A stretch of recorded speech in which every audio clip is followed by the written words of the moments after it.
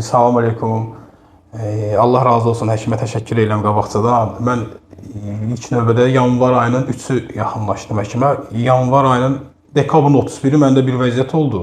Yəni dedim mən həyatımı itirirəm də. Nəfəs darlığı və təzyiq də qalxdı 200-ü. Yəni skoriya biz çatdırdıq özümüzə, onlar gecikdilər. Mən 200 təzyiq göstərdi. Biz ürəyə görə bir-iki dəfə də müalicə almışam.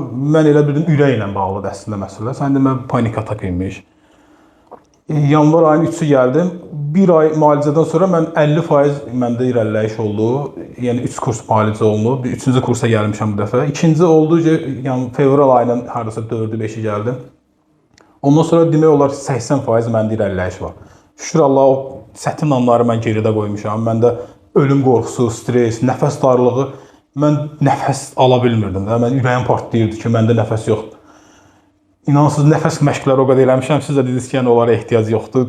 Heç sürə mən rahat tapamıram. 3-cü aydır məndə müalicə gedir, indi axırıncı kursdur. Dərmanlar da demək olar, yəni çox ucuz dərmanlar və az dərmanlar istifadə eləmişəm. Şükür Allah, indi hər şey əladır, həmd olsun Allaha. 3-cü kursdan sonra tam yəqin ki, tam ötüb gedəcək. Tam ötüb gedib, amma indi 20% da arada olur. O da həkim dediyinə görə normal hallardır. Yəni bütün insanlarda da ola bilər. Mən yenə də təşəkkür edirəm. Allah şahid ki, yəni bu ürəkdən gələn sözlərdir. And olsun Allaha, hər şey əladır. O panik atak dövrünü mən keçdim. Məsləhət görərdim həkimə yaxınlaşıb müraciət eləsinlər. Vallahi çox sağ olsun. Mən vəziyyət yaxşıdır indi. Təşəkkür edirəm. Şükür Allah, hər şey qaydasındadır. Allah şükür olsun. HCC Clinical Hospital. Sağlamlığınızı bizə etibar edin.